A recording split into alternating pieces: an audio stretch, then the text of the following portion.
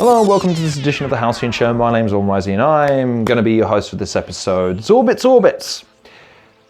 Started my two pals' new experience while they were working at a dry cleaner. Zorbits involves hardcore platforming elements, puzzle solving and intense box fights. The levels are circular, requiring the player to consider each planet's gravity as they hop one between them.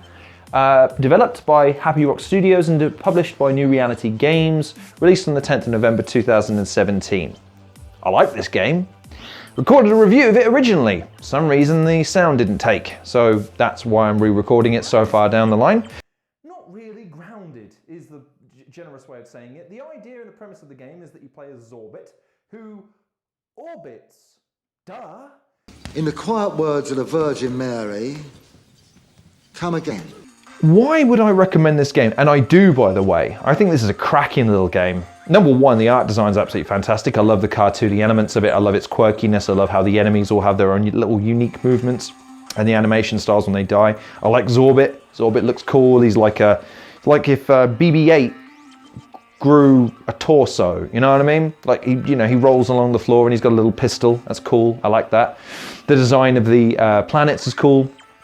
But the kicker is that planetary gravitational gimmick. So the idea is that each planet will be a set of puzzles and effectively a widening or shortening maze that you have to traverse through in order to get to the end of the level. There'll be enemies along the way, there'll be collectibles along the way, cogs, and I think special items as well that you collect to improve your score. You can decrease and increase the difficulty in this game, meaning the enemies are going to be tougher.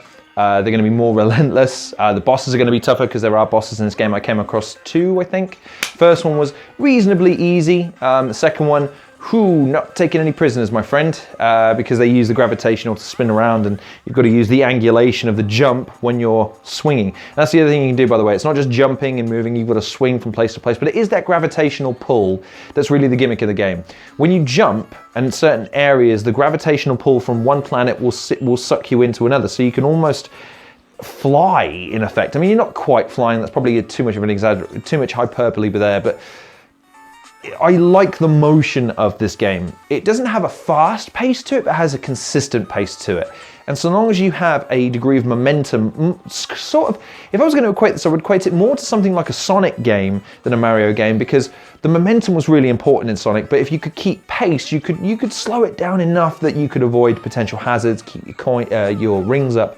This game, you don't run the risk of losing your cogs when you get hit. You just have a meter that slowly drains. You have a number of lives, again dictated by your the ease that you select.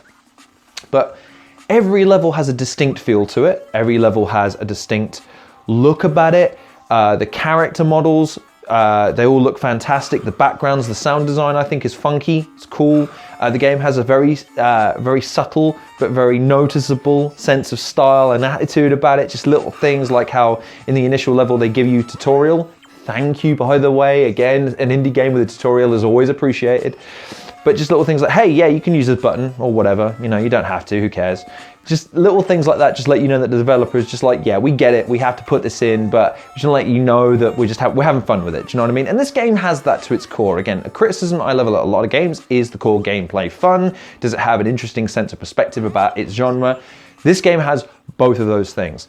Couple of things though. It can be glitchy at times. I remember the boss battle glitching out on me not once but twice and kicking me out of the game completely. So you have to be mindful of that as you're playing the game. But it does have a reasonably good autosave system. And I think it even has multiple slots for multiple playthroughs, which is always nice. You also have the ability to shoot enemies. However, what I've noticed is that sometimes the range of the enemies can vary in terms of how effective the weapon is. So sometimes you'll shoot expecting it to hit the enemy, but it doesn't. And I'm not sure if that's just something I'm missing from the game or perhaps something that's inconsistent about the game in terms of where you are on the map or what the enemies are doing at that particular moment. But you have to be mindful because combat is not the #1 prerogative of this game. You don't go in just guns a-blazing. Sometimes you do go in to avoid enemies if you can because you want to save all of your health, if preferable, for that boss battle at the end of the game. There's tons of content here, a bunch of different levels.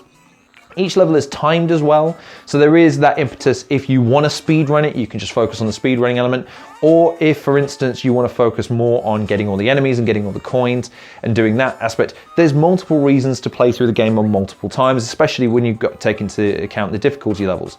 Overall, I would recommend this game wholeheartedly. It's a fantastic little game, oozing with style, ease of play. You can customize your experience to no end, and more to the point, again, it's just fun. It's a fun little arcade game that costs nothing. It's super, super cheap on Steam right now. It's been out for a few years, so who knows what the developers are going to be working on next. I did message them back in the day. Unfortunately, in my haste to get this review finally recorded and up, I've not pulled their comments.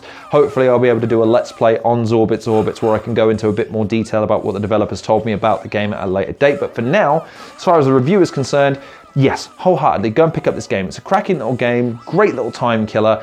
Plenty of progression, plenty of reasons to play it through multiple times, but the question is, Zorbit's Orbits, have you played it? What do you think?